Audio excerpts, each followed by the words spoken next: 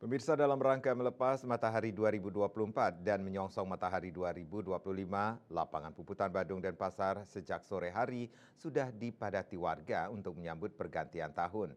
Pemerintah Kota Denpasar juga menyelenggarakan pertunjukan tari massal yang diikuti oleh Sanggar Sekota Denpasar. Dan pemirsa, berikut laporan rekan kami Ari Wiratmaja bersama juru kamera Made Riase langsung dari lapangan Puputan Badung.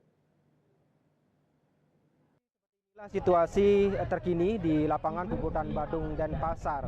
Seperti terlihat di belakang saya ini, ratusan bahkan mungkin ribuan warga sudah mulai berduyun-duyun ke lokasi lapangan Puputan untuk menyaksikan berbagai rangkaian kegiatan ataupun pertunjukan yang diselenggarakan oleh pemerintah Kota Denpasar.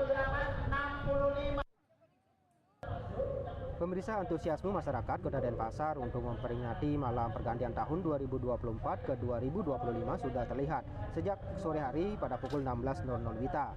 Tampak ribuan masyarakat sudah memenuhi lapangan Puputan Badung untuk mengikuti pentas seni oleh Sanggar Seni Sekota Denpasar untuk mengisi rangkaian acara menyambut malam pergantian tahun baru.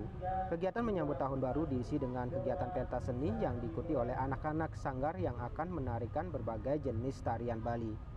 Ramainya masyarakat yang berkunjung sore hari ini juga menyebabkan lalu lintas sempat tersendat. Pemerintah Kota Denpasar juga menyiapkan stand-stand kuliner dan UMKM di pinggir lapangan Puputan Badung sebagai upaya untuk mendukung dan mempromosikan produk-produk UMKM di Kota Denpasar.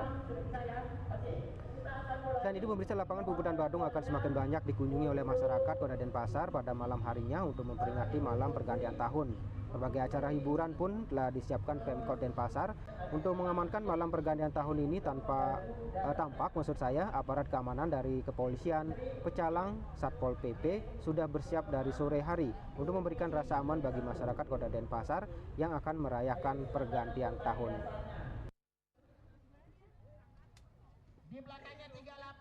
Pemirsa, demikian laporan saya langsung dari lapangan Puputan Badung Denpasar, dan kami juga tidak lupa mengucapkan selamat menyambut tahun baru 2025. Kita kembalikan ke studio.